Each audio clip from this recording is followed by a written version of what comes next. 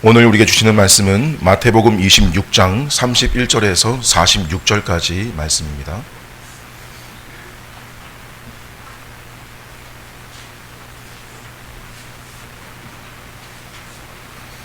마태복음 26장 31절에서 46절까지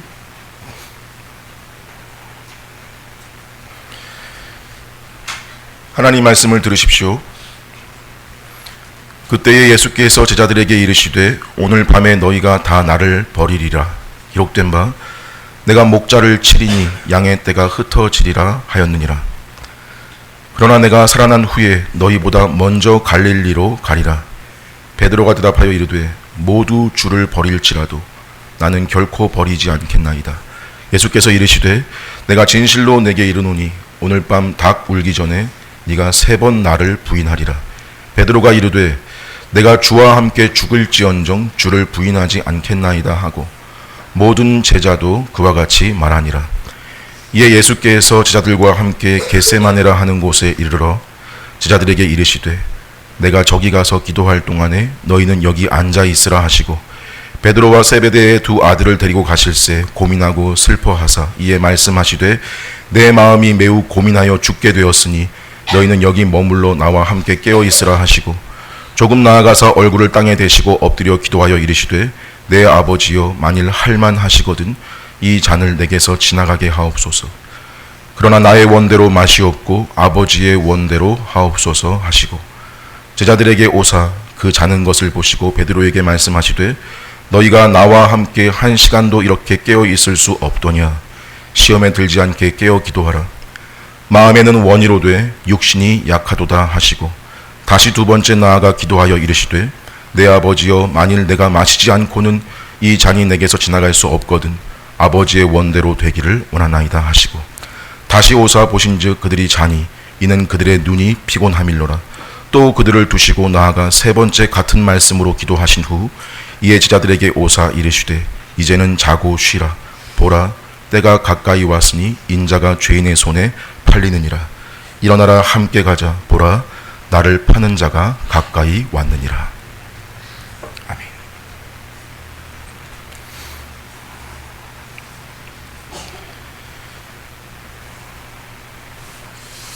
주님이 잡히시는 날 밤 제자들과 마지막 식사를 하시면서 주님이 충격적인 말씀을 하셨죠. 너희 중 하나가 나를 팔리라. 그러고 가룟 유다가 그 자리를 떠났고요. 주님은 남은 제자들에게 주의 만찬 의식을 제정하셨는데 오늘 본문 보면 그 후에 제자들에게 또 하나의 충격적인 말씀을 더 하십니다. 무슨 말씀인가 하면 오늘 밤에 너희가 다 나를 버리리라 이렇게 말씀하시는 거예요.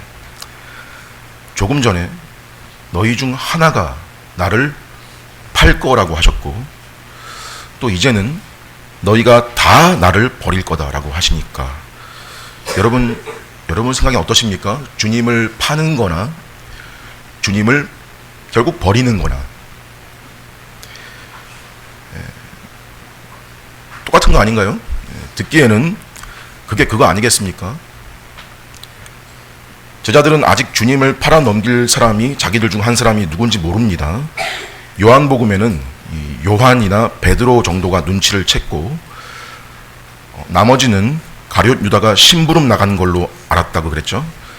어쨌든 남은 제자들의 마음은 다 어떤 마음인 거냐면 주님을 팔아 넘긴다는 게 가당키나 하냐. 그래서 다들 조금 전 식사 중에 뭐라 그랬었냐면 주님한테 저는 아니지요. 저는 아니지요. 이 사람들 그게 사실 다 진심이었던 거거든요. 그러는 중에 하신 말씀이 너희가 오늘 밤에 다 나를 버린다 이러신 거예요. 여기 버린다라고 번역된 말은 원문으로 보면 실족하다라는 말입니다. 그래서 나를 버리리라가 어떻게 해도 되는 거냐면 나로 인해서 실족하리라. 나 때문에 니들 발이 걸려 넘어질 거다 라는 말이에요. 주님이 이 말을 언제 또 하신 적이 있었냐면 마태복음 저 앞에 11장에서 침례 요한이 보낸 제자들이 예수께 와서 물은 질문이 오실 메시아가 당신이십니까? 아니면 우리가 다른 누군가를 더 기다려야 됩니까? 뭐라세요? 맹인이 보며 못 걷는 사람이 걸으며 나병 환자가 깨끗함을 받으며 못 듣는 자가 들으며 죽은 자가 살아나며 가난한 자에게 복음이 전파된다라고 전해라. 그러고 하신 말씀이 누구든지 나로 말미암아 실족하지 아니하는 자는 복이 있도다 라고 하신 적이 있어요. 근데 지금 이 말씀을 잡히시는 날 밤에 제자들한테 너희가 오늘 밤에 다 나를 버리리라, 너희가 오늘 밤에 다 나 때문에 실족하리라 라고 하신 겁니다. 그럼 예수님 때문에 걸려 넘어진다라는 게 무슨 말인가? 쉽게 말해서 이거죠. 예수님이 자기가 생각했던 그 메시아가 아니라는 사실을 확인하는 순간에 오는 실망감과 충격인 거예요. 사실 가룟 유다는 이것 때문에 진작에 예수를 팔아넘겼죠. 예수에게 속았다라고 생각했습니다. 인생을 허비했다 생각했어요. 근데 사실 이 충돌은요, 가룟 유다뿐만이 아니라 액면적으로는 다른 제자들 내면 속에도 늘 있던 거였잖아요. 그분이 말하는 메시아라는 기준과 그분이 가르치시는 메시아 나라와 복음의 내용이 알다가도 모르겠고, 그래도 좀 듣고 깨닫는 것 같다가도 내심 뭔가 자기들의 기대대로 되는 게 조금은 있지 않을까라는 그런 기대. 그러다가 이제 단 몇 시간 뒤면 사람들이 로마 군인들을 대동해서 오는 때에 저항 한번 못하고 안 하고 무기력하게 체포돼서 끌려가는 메시아의 모습에 다 실족해서 주님 버리고 도망가게 되는 의미에서 나로 인해 실족하게 되리라, 나를 버리리라 라고 하신 것입니다. 사실 생각해보면 가룟 유다가 식사 중에 박차고 나간 거나 이 제자들이 잠시 뒤에 주님을 다 버리고 떠나버리는 그 일이 시간 차이가 몇 시간 채 안 돼요. 차이가 하룻밤 사이에 다 일어나는 일이거든요. 그럼 가룟 유다는 그렇다 쳐도 이 남은 사람들의 그 진심이라는 건 뭐였냐는 거죠. 진심이 그랬다고 해도 결국 예수님 버렸다면 결과적으로는 크게 다를 거 없는 거잖아요.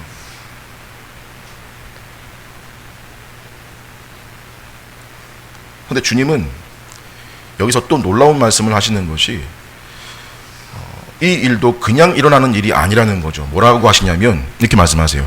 기록된 바라고 하시는 거예요. 기록된 바, 내가 목자를 치리니, 여기 내가는 하나님이시죠. 내가 목자를 치리니 양의 떼가 흩어지리라 라고 했기 때문이라고.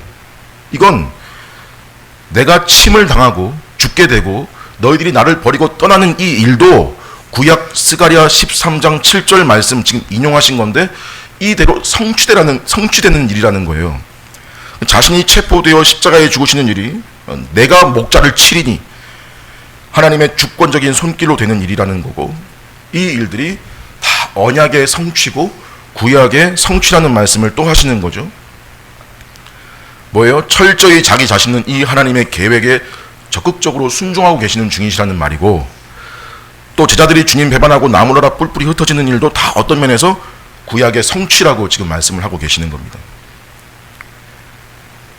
자, 지난 시간에 가룟 유다와 마찬가지로 물론 이게 하나님의 계획이었고 뜻이었다라고 해도 제자들이 스스로 자기들 입으로 우리가 다 주님 버리고 도망친 것도 하나님 계획이었고 뜻이어서 도망친 거라고 말하면 안 되죠. 이 사람들은 자기들이 깨어있지 못했고 믿음이 연약해서 어리석어서 결과적으로 일시에 주님 배반하고 도망친 그 일은 분명히 책망 들어야 될 부끄러운 일이죠.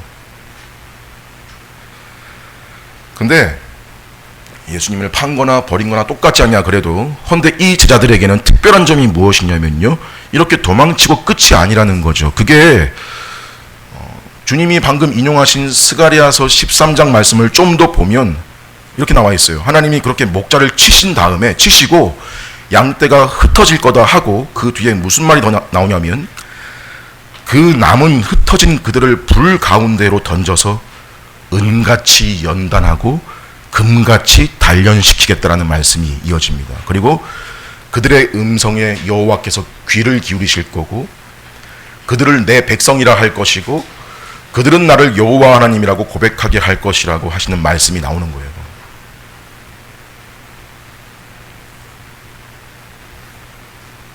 이걸 한마디로 정리하면 이렇게 됩니다.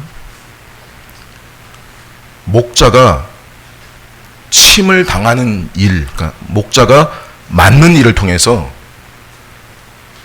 자기 진정한 양떼들이 연단된다.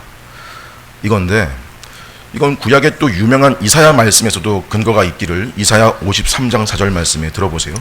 그는 실로 우리의 질고를 지고 우리의 슬픔을 당하였거늘 우리는 생각하기를 그는 징벌을 받아 하나님께 맞으며 고난을 당한다 하였노라.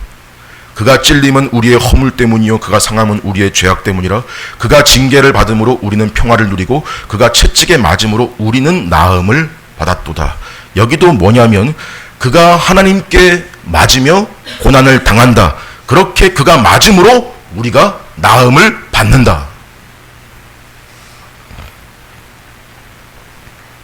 결국 무슨 말이냐면 메시아이신 예수의 죽음이 그의 백성들을 일시에 흩어지게 하는 결과를 가져오지만 궁극적인 목적은 그 죽음으로 인해서 진정한 메시아 공동체가 만들어진다 하는 것입니다. 일시에 흩어지게 할 충격적인 일이지만 그 죽음으로 오히려 연단되고 나음을 입은 공동체가 형성된다. 이거거든요.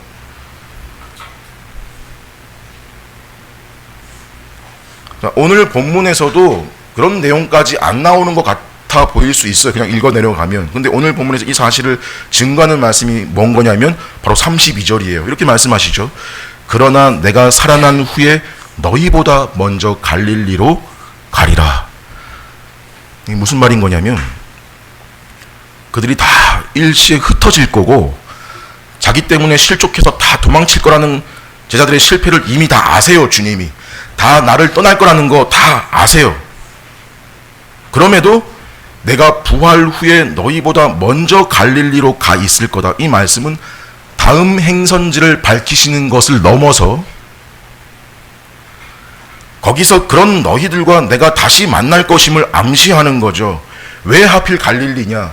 갈릴리는 제자들의 대부분의 고향이고 갈릴리는 예수님이 이 천국 복음을 처음 전파하신 곳이고 그 갈릴리는 예수님이 제자들을 처음 부르시고 사도로 제자들로 불러주신 곳이거든요. 출발하신 지점이에요. 예수님은 부활 후에 먼저 그곳으로 가셔서 자기를 버리고 자기를 배반했던 떠난 그들을 다시 만나 주겠다라고 말씀을 하시는 겁니다. 자, 이런 정황에 여러분 베드로가 이제 이 말을 하는 거예요. 33절에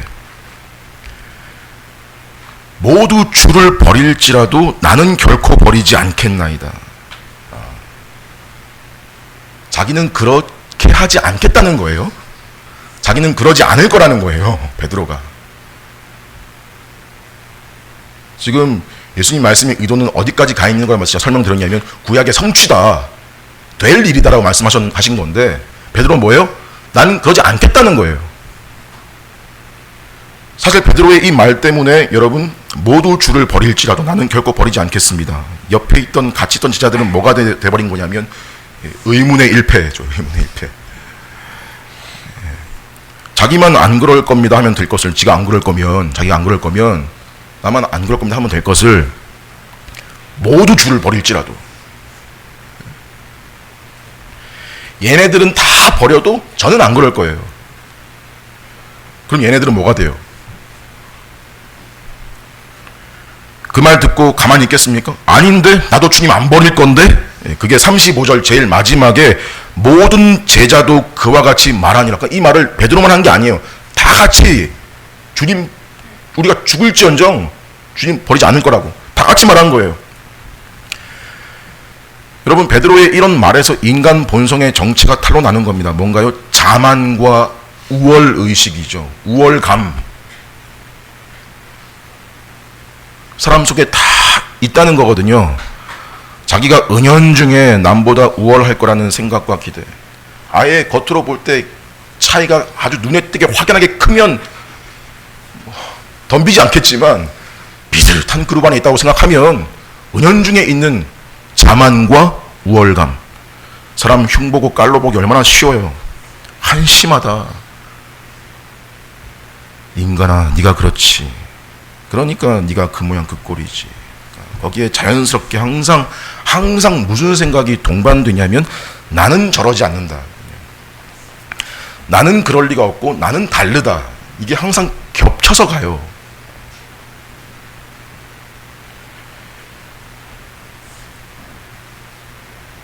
여러분들은 혹 그러다가 어떤 면에서 정말 진지하게 경험이 있으신지 모르겠습니다만, 내가 깔로 보고 흉을 보던 그 똑같은 상황에 있는 나 자신을 발견할 때가 없었습니까?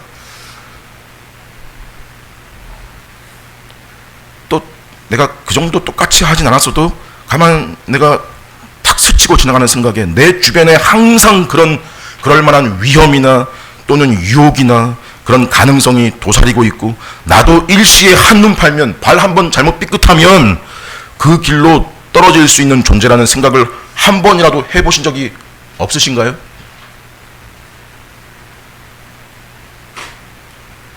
이 자리에 혹시 아이들은 모를 수 있어도, 경험상 모를 수 있어도 어른들이라면 한 번도 없진 않을 거고, 있다면 그런 생각을 좀 붙잡고 살아. 근데 사람이 그런 생각을요, 자기 힘으로 계속 유지시킬 수가 없어요. 그런 긴장을 자기 힘으로 계속 붙들고 살 수가 없어요. 일시에 남 흉 보고 있거든요. 깔로 보고 있어요, 일시에. 나도 모르게. 그래서 제자들한테 기도하라고 가르치신 게 뭐였던 거냐면, 시험에 들게 하지 마시옵고였어요. 기도해야 된다. 너가 시험에 들게 하지 마시옵고라고 기도해야 될 문제다. 그러니까 베드로는요, 지금 자기가 이 기도가 절실히 필요한 존재라는 걸 몰라서 이런 태도가 나오는 겁니다.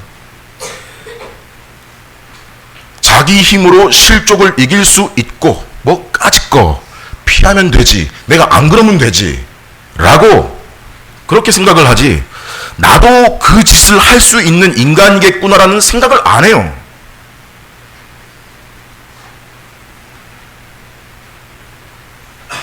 그러니까 어떻게 말해요?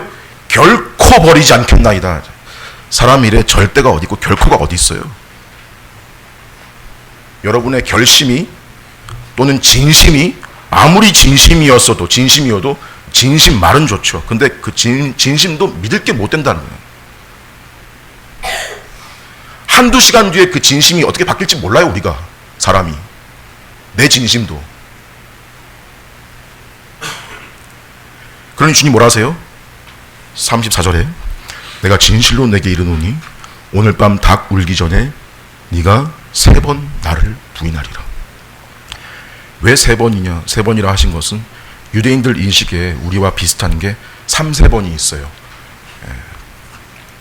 2번까지는 봐줘도 3번은 못 참아, 보통 그렇게 말하잖아요. 삼진 아웃제도 있고, 기회는 3, 3번. 3번 부인했다는 건 유대인 의식에 완전히 부인했다는 거예요. 앞에 내가 죽을지언정 그런 일도 없다, 그럴 일 없다. 그것도 진심이었는데 조금 뒤에 3번 모른다는 거, 진심이었다. 그 순간에도 완전히 부인했다. 3번째는요, 저주를 했어요, 베드로가.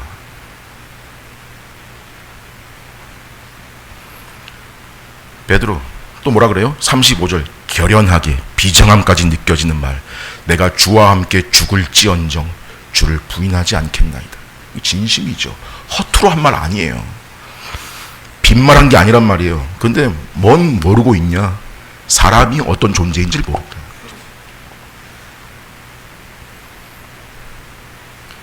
밑장 까보면 얼마나 이기적이고 계산적이고 얼마나 지밖에 모르는 존재인 걸 몰라요. 그래서 지금 주님 말씀은 지금 이 베드로의 순진한 하지만 열정적인 이 진심을 몰라주신다거나 이 결연한 제자의 충성심을 안 받아주신 게 아니라 너는 그렇게 못한다예요.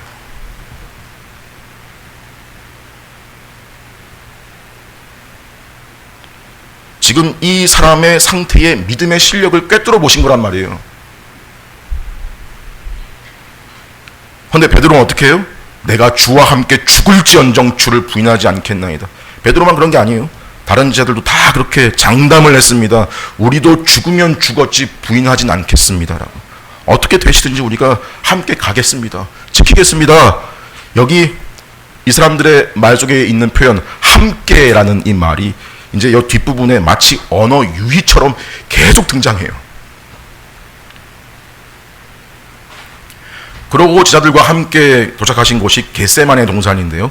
겟세마네는 그 예루살렘 동쪽의 감람산 그 기슭에 있는 그 동산 같은 언덕배기 같은 그런 곳인데, 감람산에 올리브 나무가 많아서 올리브 기름을 짜는 곳이 있었는데요. 그 산 안에 이 겟세마네라는 이름 자체의 뜻이 기름 짜는 틀이라는 이름을 가진 곳입니다. 지금 밤중에 여기에 가신 이유가 뭐라고 나와 있냐면 36절에 보세요. 내가 저기 가서 기도할 동안에 너희는 여기 앉아 있어라.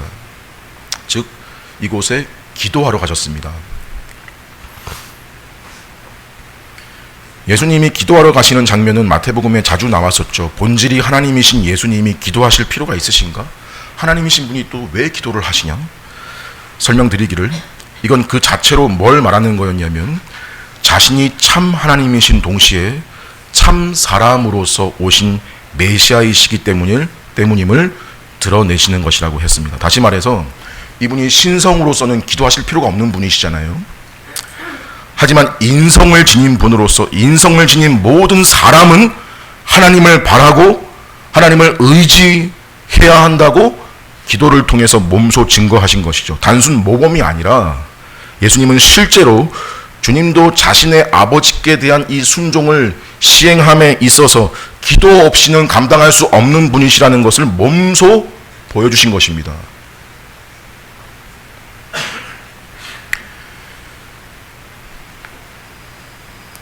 그래서 여러분, 우리에게도 기도라는 것이 그만큼 중요한 것입니다.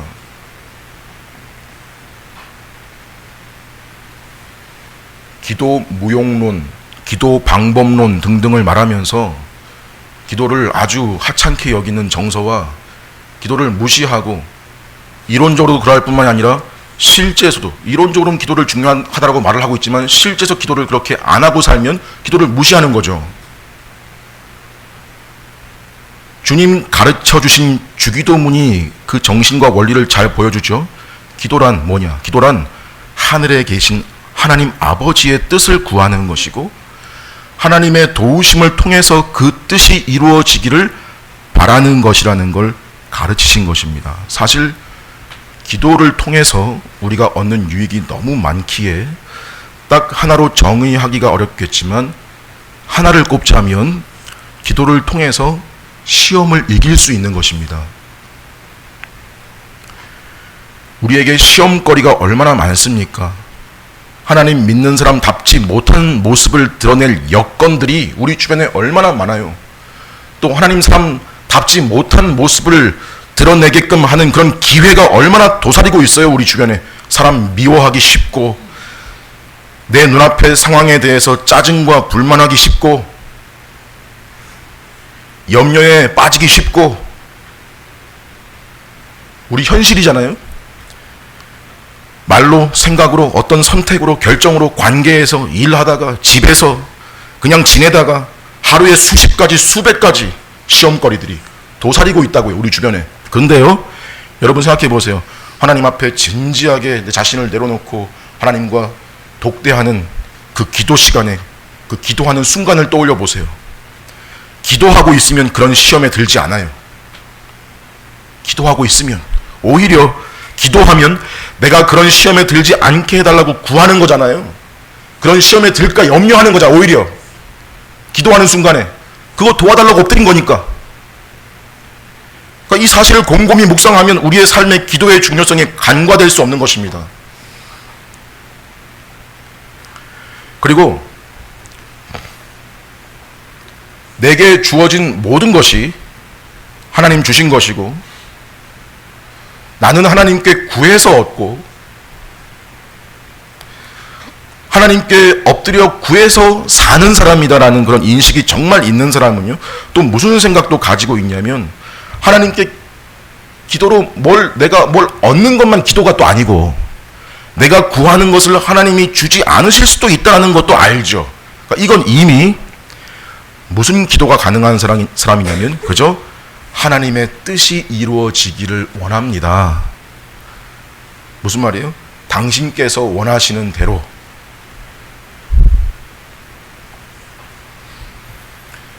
부부 사이를 생각해 보면 이게 참 어려운 건데요. 남편이 아내에게, 아내가 남편에게 당신이 원하시는 대로. 이게 그래, 네 하고 싶은 대로 해라. 무책임하거나 귀찮아서 게을러 사는 말이 아니고, 당신이 원하는 대로 높은 수준의 사랑, 신뢰, 존중이라는 게 바탕이 되었을 때, 뭔가 결정을 내려야 될 때 서로 뭐라 그러는 거? 당신의 뜻을 내가 존중하고 믿고 따르겠다. 너가 원하는 그거 나도 즐겁다. 자, 이런 심정이 여러분 하나님을 향해 있는 사람, 당신께서 원하시는 대로, 하나님께 대하여는 이게 의심할 여지가 없잖아요. 사람끼리면 너가 원하는 게 낫냐, 내가 원하는 게 낫냐 정도를 따져보고 결과를 추론해 보겠지만, 하나님께는 의심할 여지가 없어요. 당신께서 원하시는 대로. 최고고 최선이잖아요. 그저 하나님의 뜻이 이루어지기를 바랍니다. 내가 하나님의 통치를 받는 존재이기를 바랍니다. 이게 다 사실 주기도문이고, 이게 기도라는 걸 오늘 본문에서도 알려주시는 거예요. 주님은 자신의 기도 시간에 주로 산에 홀로 올라가시곤 했는데, 이 날은 특별히 제자들을 데리고 가셔서 내가 기도할 동안 여기 앉아 있어라라고 하십니다. 또 37절에 특별히 베드로와 또 세베대의 두 아들, 즉 요한과 야고보를, 이 세 사람을 좀 더 데리고 더 들어가셔서 이제 기도하시는데, 왜 이 셋만 종종 특별 대우를 받는 것 같으냐면, 이 셋이, 베드로, 야고보, 요한이 후에 교회 시대에 특히 중요한 일들을 감당한 인물이기도 하지만, 뭐 특별해서라기보다 제자들 중에서도 대표성을 띈 역할이 있을 거 아니에요. 특별히 이 셋은요, 앞에서 어떤 사건이었냐면 변화산 사건 때도 이 셋이 함께 따라 올라간 사람들이었어요. 그때는 이 사람들이 뭘 보고 들은 것이었냐면, 한마디로 예수님의 신성의 극치, 예수님의 변화된 그 모습을 통해서 예수님의 신성의 극치를 봤던 거였다면, 지금 본문에서는 예수님의 인성의 극치를 이들로 하여금 또 보고 듣게 하신 것이라고 할 수 있습니다. 헌데 이들에게 뭘 하시냐면요, 37절 끝에서 38절까지 보세요. 고민하고 슬퍼하사 이에 말씀하시되 내 마음이 매우 고민하여 죽게 되었으니 너희는 여기 머물러 나와 함께 깨어 있어라 라고 하십니다.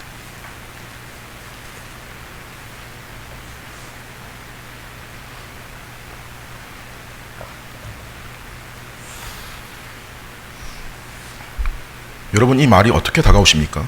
이 말이 상당히 의아하게 느껴질 수 있는 부분이거든요. 내 마음이, 지금 예수님 말씀이잖아요. 내 마음이 매우 고민하여 죽게 되었으니, 이 말을 지금 우리말로 쉽게 풀어보면 이 말이에요. 너무 슬퍼서 죽을 것 같다. 속이 너무 슬퍼서 괴롭다. 이런 말이에요. 어떻게 보면 지금 예수님이 십자가를 무서워하고 어떻게든 피할 수 있으면 피하고 싶어 하는 것으로 비춰지는 게, 사실 여태까지 주님이 이 일 있을 걸 예고해 오셨고 잘 걸어 오셨으면서 이제 와서 이렇게까지 제자들 앞에서 내가 너무 슬퍼서 죽을 것 같다? 너무 나약한 모습 아닌가? 사실 죽음이라는 것이 두렵기는 해도 인간들 중에도 여러분 보면 죽음 앞에 당당했던 인물들이 얼마나 많이 있었어요. 우리 성경만 봐도 그 스데반 집사님 같은 경우, 예수를 전한다고 유대인들이 죽이려고 돌을 던지는데 돌에 맞으면서도 의연했잖아요. 그런데 정작 스데반이 믿었던 예수님 당사자께서 지금 죽음 앞에서 이렇게 두려워하셨었냐?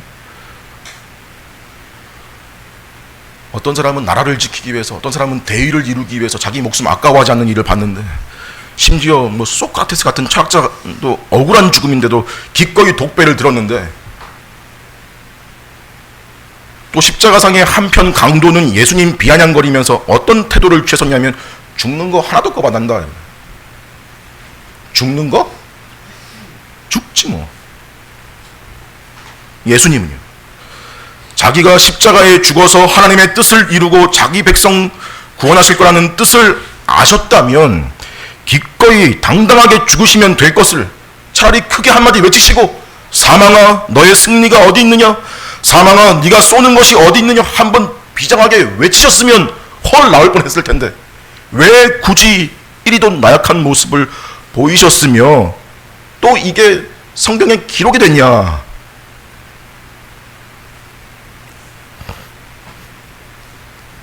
이런 의아함 앞에 답변하기를, 설명하기를 단지 이 예수님의 인성에 대한 면을 들어서 확실히 이분이 사람이셨기 때문에 죽음을 두려워하신 거다라는 식으로 답을 하면 뭔가 부족하고요. 이게 뭘 간과하고 있거나 모르고 있어서 이런 의문이 생기는 거냐면, 이분이 지금 마주하고 있는 이 죽음이라는 것이 우리가 생각하는 일반적인 죽음이 아니라는 거예요. 즉 진짜 죽음이 뭐고 죽음의 진짜 의미가 무엇인지 아직 잘 감이 없으면 이런 의아함이 생길 수 있는 겁니다. 여러분, 성경이 말하는 사망, 죽음의 본질적인 의미가 무엇인가 하면 생물학적 죽음, 육신의 죽음이 다가 아니고 그것도 일종의 결과인 거예요. 진짜 죽음이라는 거는 그게 아니다. 생물학적 죽음도 진짜 죽음이라는 거의 하나의 현상적 결과인 것이지, 성경이 말하는 본질적인 죽음은 하나님과의 단절, 그것이 죽음이라고 합니다. 하나님과의 단절이라고 하는 것은 쉽게 말해서 하나님과 아무 관계가 없는 상태, 하나님과 아무 관계 없게 됨, 모든 좋은 것들의 아버지 되신 근원이신 하나님과의 단절이므로 결국 그분의 진노와 저주 아래 놓여 있다는 겁니다. 그 진노와 저주 안에 생물학적 죽음이라는 게 포함되어 있는 거죠. 진노와 저주라고 하면 안 믿는 분들 귀에는 이게 어떻게 들리냐면요, 디즈니 같이 들릴 수 있어요. 디즈니. 무슨 하나님 속이 그리도 넓지 못하셔가지고 진노며 저주냐.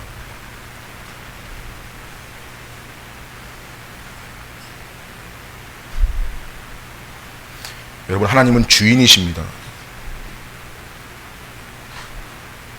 모든 것 위에 주인이십니다. 하나님은 법과 기준을 정하시는 분이십니다. 그분께서 그분의 뜻을 벗어나는 것을 죄라고 규정하시고 그 죄의 값은 사망이라고 하십니다. 이것은 비밀과도 같습니다. 어떤 차원에서의 비밀이냐? 마치 생물학적으로 죽은 사람이 감각적으로 그 어떤 반응을 할 수 없는 것과 마찬가지로, 영적으로 죽은 사람, 하나님과 단절된 사람은 이것이 얼마나 큰 비참이고 얼마나 괴로운 일이고 두려운 죽음인가를 감지하지를 못합니다. 그런 차원에서 비밀입니다. 그래서 죽음을 아무것도 아닌 양 생각하기도 하고요, 때로는 죽음 앞에 당당하기도 하고요. 그게 왜 그런 거냐? 본질적으로 죽음이 뭔지를 몰라서 그렇죠. 그런데 성자 하나님이신 예수님이 지금 이 죽음을 대한다? 앞두고 있다? 예수님의 이 고뇌가 자신의 기도에 반영된 게, 기도를 어떻게 하시냐면요, 39절에 얼굴을 땅에 대시고 엎드려 기도하여 이르시되, 내 아버지여, 만일 할만하시거든 이 잔을 내게서 지나가게 하옵소서. 그러나 나의 원대로 마옵시고 아버지의 원대로 하옵소서. 이런 기도를 지금 이 자리에서만 3번에 걸쳐서 했다고 나옵니다. 지금 이게 39절이잖아요. 42절에 두 번째 기도가 나오고요. 44절에 그와 같이 기도했다라고 또 나와 있습니다. 자, 여기서 이 잔을 내게서 지나가게 하옵소서라고 할 때 이 잔이라고 하는 것이 바로 죄의 값입니다. 즉 죄의 값은 사망, 본질적인 죽음을 가리키는 거예요. 생물학적 죽음이 아니고. 그래서 옮길 수 있다면 옮겨달라는 이 잔은 본질적인 죽음, 즉 하나님과의 단절이요, 하나님의 진노와 저주를 말하는 것입니다. 하나님과의 단절? 이분이 하나님이신데 성부와 성자 간의 그 연합에서 단절이라는 것은 상상하기 힘든 것입니다. 결국 주님이 당하시는 죽음은 단순히 육체적으로 고통당하고 결국 그 몸이 죽게 되는 그런 죽음이 다가 아니고 죄의 값이라고 하는 하나님의 모든 진노와 저주가 부어지는 그런 죽음인 것이니, 결국 예수님은요 자기 자신을 하나님께 속죄의 제물로 드렸을 뿐 아니라 하나님에게 버림받으시고 하나님과 단절된 상태, 하나님의 진노와 저주를 받게 되신다, 이 말입니다. 사람들에게 외면당하고 지자들한테 버림당하고 배반당하는 것도 참 힘든 것이지만 하나님께 버림받는다는 것이, 그것의 의미를 아시는 주님께서 그래서 십자가에서 외치신 말씀이 무엇이었냐면 마태복음 27장 46절 말씀에 엘리 엘리 라마 사박다니, 나의 하나님 나의 하나님 어찌하여 나를 버리셨나이까. 이 말은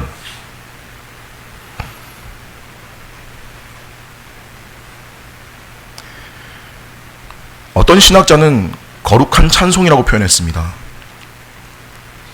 자신의 순종이 온전히 이루어졌다라는 예수님 신성에서 비롯된 외쳐지는 영광의 외침이기도 하지만은 동시에 일단 액면적으로는 나의 하나님 어찌하여 나를 버리셨나이까. 이 말은 아버지께서 나를 진짜로 이렇게 버리실 줄은 몰랐는데 이렇게 진짜로 버리실 수가 있습니까? 라는 어떤 당황스러움에서 외친 소리가 아닙니다. 이 절규는 하나님과의 교통이 완전히 상실되어서 하나님으로부터 끊어져 버린 인간 영혼의 고뇌를 나타내시는 외침입니다. 인간 영혼의 고뇌를 나타내는 외침이다. 이렇게 우리 주님은 하나님의 버림을 당하기까지 낮아지신 거예요. 그는 실제로 성부께로부터 버림당하신 것입니다. 물론 삼위일체 하나님의 통일성이 파괴된 개념이 아니라 예수님의 신성과 예수님의 인성 두 본성이 한 인격 안에 존재하는 분이시죠. 예수님은 신성과 인성이 한 인격 안에 존재하시는 분이시다. 그래서 여기서 버림받았다는 것은 그분의 신성이 버림받았다는 식의 삼위 하나님의 연합이 파괴된 것으로 보는 것이 아니라 어디까지나 그분의 인성으로서 그분의 인간됨으로서 하나님께 버림받으시는 것을 몸소 체험하시고 겪으셨다라는 뜻으로 말하는 것입니다. 자, 우리도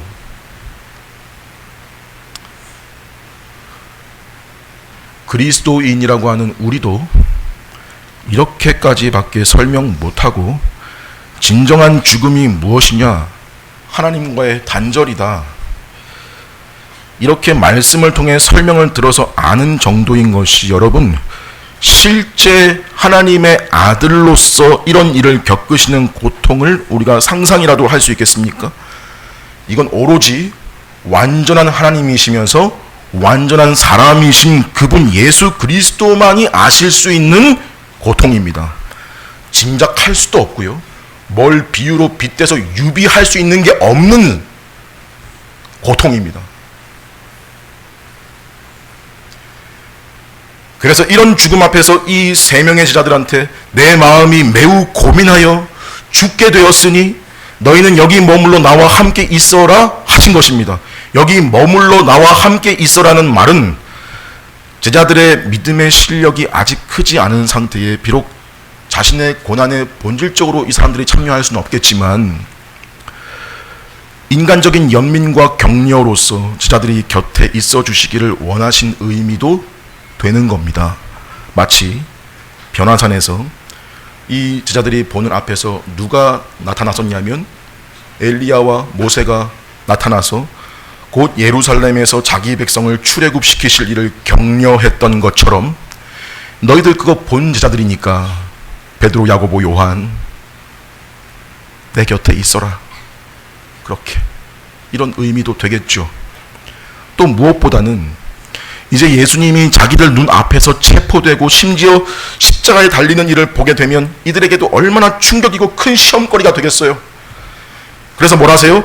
나와 함께 깨어 있어라. 니들도 함께 나와 함께 깨어 있어야 된다. 이 말은 깨어서 기도해야 된다는 의미로 하신 말씀인 겁니다.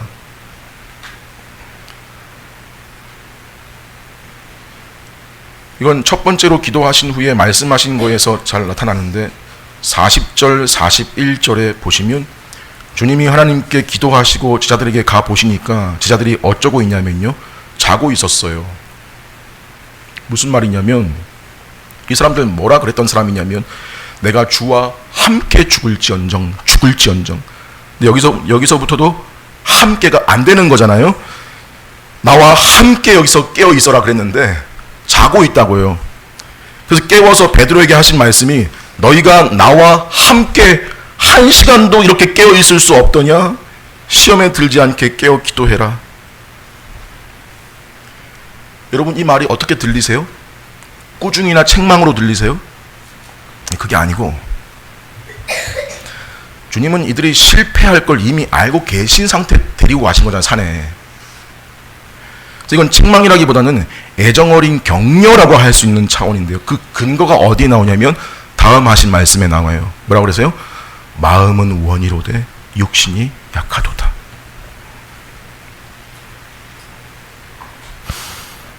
직역해보면 이렇습니다.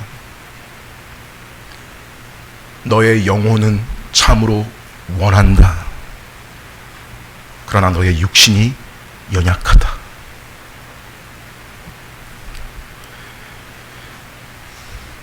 이 말은 예수님이 이들의 중심을 보시고 하신 말씀이에요. 이 자들은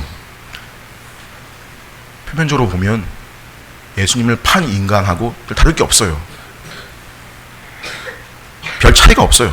예수를 팔아 넘긴 거나 몇 시간 뒤에 배반하고 도망칠 거나 뭐 다를 게 있어요.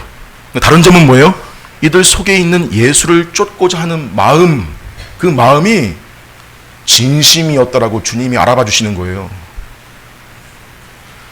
물론 진심이 다가 아니라 그랬지만, 그래서 잠시 후에 배반하고 도망치겠지만 다 주를 버릴지라도 나는 주님 버리지 않을 겁니다라는 그 말은 그의 진심이었다고요. 예수님 그걸 아세요. 그 진심에도 불구하고 곧장 실패하고 좌절할 것도 아시지만, 그러나 너가 앞에 한 그 고백이 진실이었다는 것은 내가 안다. 오합지졸에 바닥을 치는 그런 실패가 있었다 할지라도 부활 후에 갈릴리로 먼저 가서 자기들 부르시는 주님이 네가 나를 사랑하냐? 너가 나를 사랑하느냐? 너가 나를 사랑하느냐? 주님, 내가 주님 사랑하는 거 주님 아십니다. 주께서 아십니다. 주님 아십니다. 할 만한 존재라는 걸 주님이 아시는 거예요.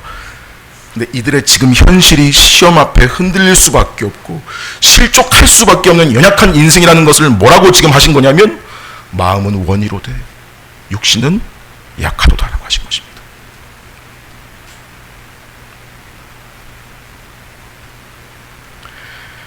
물론 이 말씀을 끌어와서 우리가 악용하면 안 되죠. 우리 연약함이나 게으름을 정당화해도 괜찮다라는 식으로 하신 게 아니에요. 그래서 뭘 요청하시고 격려하신 거냐면, 그래서 함께 나와 함께 시험에 들지 않게 깨어 기도하자라고 하신 거예요.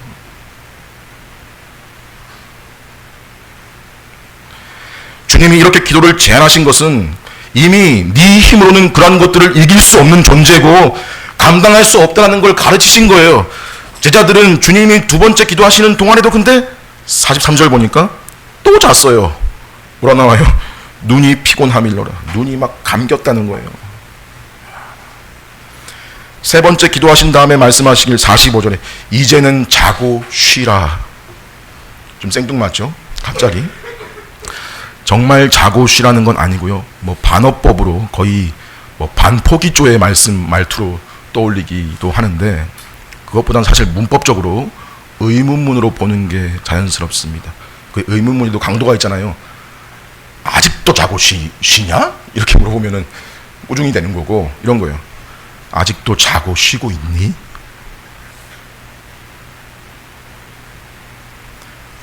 그래서 이제 일어나라, 나중에 자고 쉬어라 라는 의도에 가깝습니다. 왜요? 때가 가까이 왔으니. 어떤 때요? 인자가 죄인의 손에 팔리는 때. 이미 그들이 움직이기 시작했다는 거예요. 이미 그들이 이곳으로 오고 있다는 거예요. 그래서 46절 마지막에 뭐라 하세요? 일어나라, 함께 가자. 함께 가자. 어디로요? 배신자가 가까이 왔으니 그를 만나러 가자.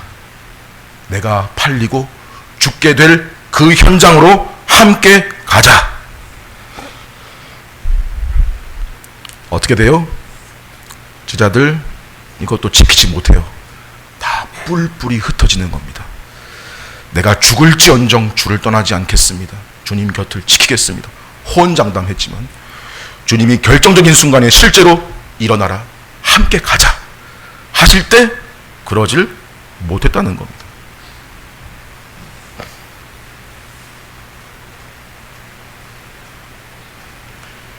여러분, 지금 이 제자들 믿음 가진 사람들이잖아요. 우리도 이런 모습 볼 때 이제 무조건 흉 볼 게 아니라, 이때 제자들도 진짜 믿음 가진 사람이었으니까. 근데 이렇게 했다는 게 당사자들은 어떤 마음이었을까를 생각해 보는 겁니다. 생각해 보세요.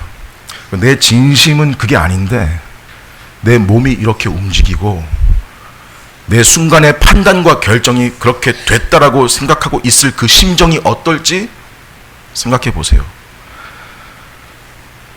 어떤 감정이겠어요? 자기 자신이 비참하죠.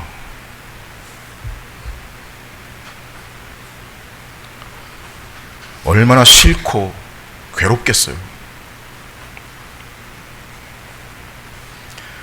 근데 이 제자들이 나중에 어찌 되냐면요, 사도행전 2장에 가보면 베드로가 예수님을 부인했던 것과는 정반대로 담대하게 복음을 전파하는데 오순절에 성령님이 임하시고 믿음이 굳건해지고 사도의 직분을 잘 감당하는 모습이 나오는 거예요. 이거 오늘 본문으로부터, 오늘 보면 6월절이고요.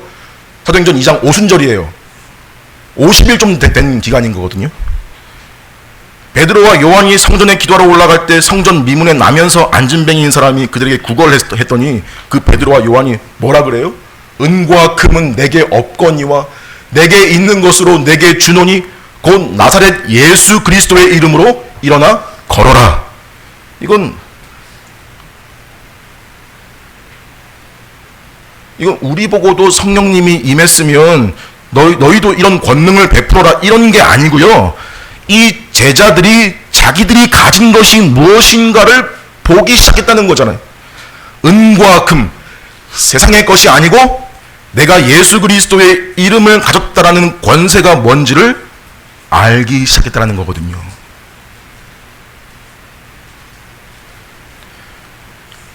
그럼 지금 궁금한 거, 이게 대체 어떻게 된 일이냐? 이게 어떻게 가능할까? 성경의 대답은 뭐인 거냐면 그가 맞음으로.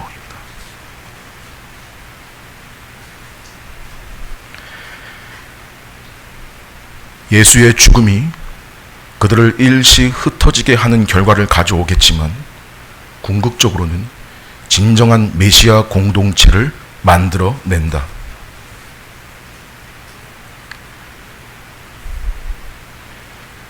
예수님의 십자가에서의 죽으심 그 자체의 효과, 능력이 있죠. 이 효과를 성령님이 임하셔서 적용하신 결과죠. 쉽게 말해서 그 십자가를 기준으로 해서 비포 애프터가 있는 거예요. 그걸 보라는 거죠. 그래서 자기 제자들을, 자기 백성을 이런 존재로 바꾸시려고 십자가를 지셨다고 해도 과언이 아니죠. 근데 예수님이 그 십자가를 어떻게 지셨어요? 여러분, 예수님이 그 십자가를 그냥 지셨어요? 예수님 하나님이시니까 그냥 쉽게 지셨겠지? 이제 그렇게 생각하지 말자는 거고, 예수님도 기도하시면서 십자가를 지셨다는 거, 그걸 알아야 됩니다.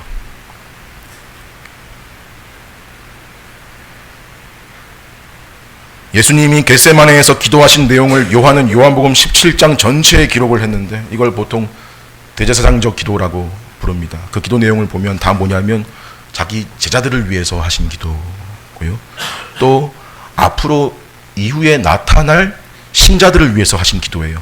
17장의 20절 한 곳만 제가 읽어드려 보겠습니다. 내가 비옵는 것은 이 사람들만 위함이 아니요, 제자들만 위함이 아니요, 또 그들의 말로 말미암아 나를 믿는 사람들도 위함이니. 아버지여, 아버지께서 내 안에, 내가 아버지 안에 있는 것 같이 그들도 다 하나가 되어 우리 안에 있게 하옵소서.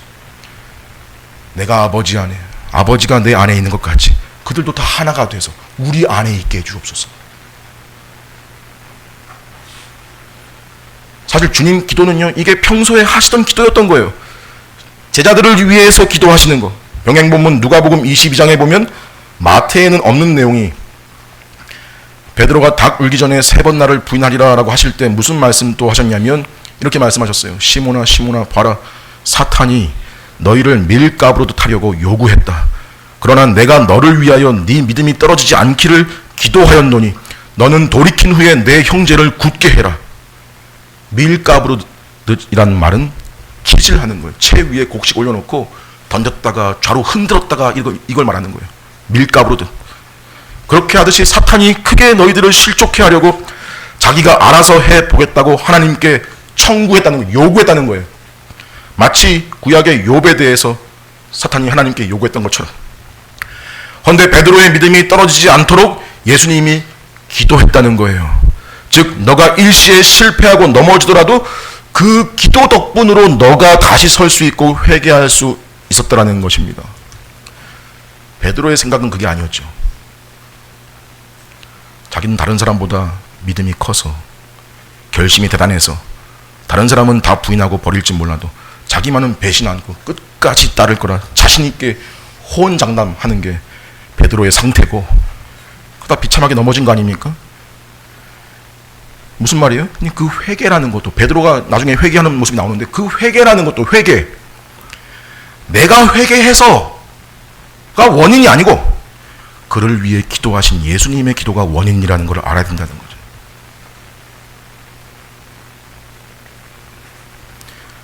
우리도 다 마찬가지입니다. 히브리서 7장 25절, 우리 예배 시간에, 참회 기도 시간에 그 사제의 선언에 자주 사용되는 말씀, 히브리서 7장 25절. 그러므로 자기를 힘입어 하나님께 나아가는 자들을 온전히 구원하실 수 있으니 이는 그가 항상 살아계셔서 그들을 위하여 간구하심이라. 지금도 우리의 중보자로서 하늘에서 기도하신다는 말씀이거든요. 이 주님의 우리를 향한 이 기도를 가리켜 중보 기도라고 그러죠. 다른 기도를 중보 기도로 하는 게 아니고, 다른 데 쓰는 말이 아니고요, 예수님이 우리를 위해 하시는 기도를 중보 기도로 하는 거예요. 우리가 주님을 그리스도라 고백하는 자들이라면 절대로 내게 일어나는 일들에 대해서 내가 했다라고, 여러분, 내가 했다라고 생각하는 습관을 버리셔야 됩니다. 내가 지금 신앙생활 하고 있는 것도 내 믿음 떨어지지 않도록 주님이 하늘에서 지금도 나를 위해서 기도하시기 때문이라는 것.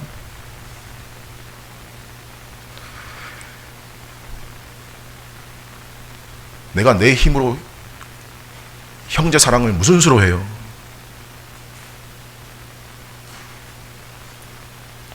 일시에 내가 도울 수 있고 베풀 수 있고 그럴진 몰라도 그거 하면서도 내가 했다 자랑하기 좋아하고 내세우기 좋아하는 본성을 가진 그런 내가 주님 따르는 길이라면서 내 평생을, 내 인생 전부를 어떻게 지속하며 살 것인가 호언장담한다고 될 일이냐? 내 속에 그게 진심이라고 되냐? 그 진심도 귀하지만 그 진심이 진심으로만 머물지 않고 결실을 하려면 주님의 말씀에 귀를 기울여야 됩니다. 어떤 말씀이 오늘 말씀에는 제자들에게 하신 이 말씀을 기억하십시오, 여러분. 너희는 여기 머물러 나와 함께 깨어 있어라. 시험에 들지 않게 깨어 기도해라.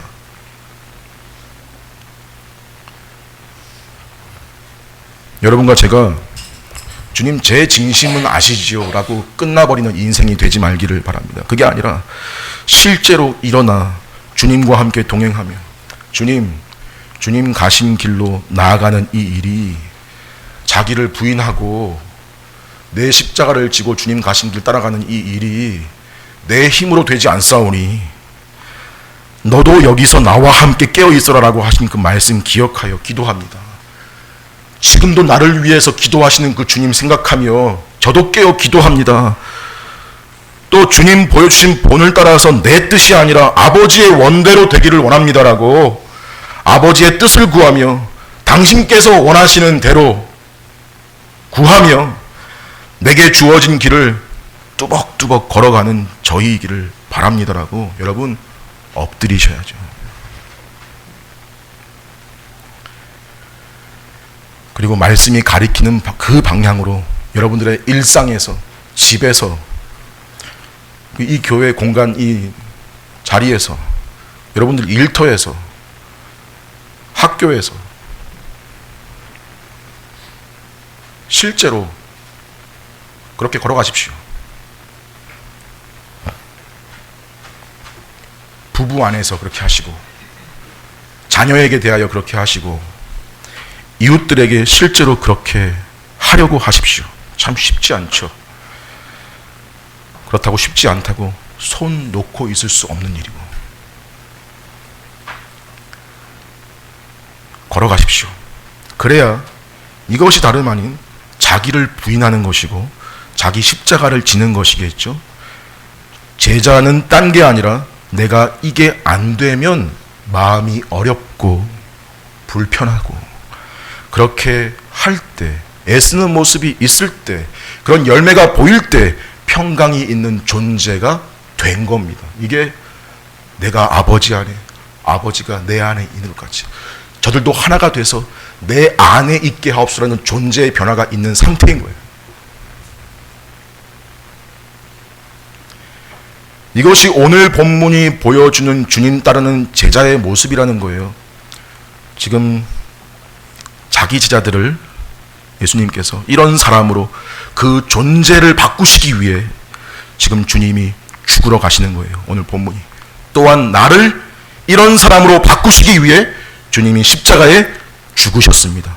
나를 위해 죽으셨으니까 그걸 보답하며 살자는 게 아닙니다. 이제 그 길로 가는 게 아니라고요. 우리가 계속 나를 위해 죽으신 거에 보답하자. 계속 그렇게 가지 말라는 거죠. 내가 그걸 무슨 수로 보답해요, 그걸. 어떻게 보답을 해요? 그저 그 십자가의 능력이, 그분의 죽으심이 나를 그런 사람으로 만들었다. 우리를 그런 공동체로 만들었다. 만든다. 그렇다면 내게 그런 열매가 있는가 확인하라는 거예요.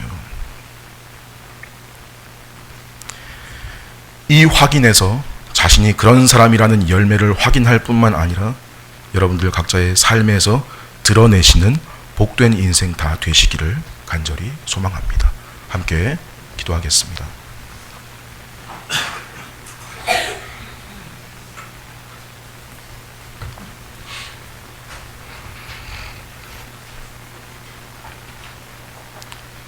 하나님 아버지, 은혜를 감사합니다. 우리가 주님의 죽으심을 통해 어떤 존재가 된 것인가를 보게 하시니 감사합니다. 겉으로 보이기에 세상과 크게 다를 바 없어 보이는 연약한 저희들, 우리의 주님을 향한 진심이 무엇인지 주님은 다 아십니다.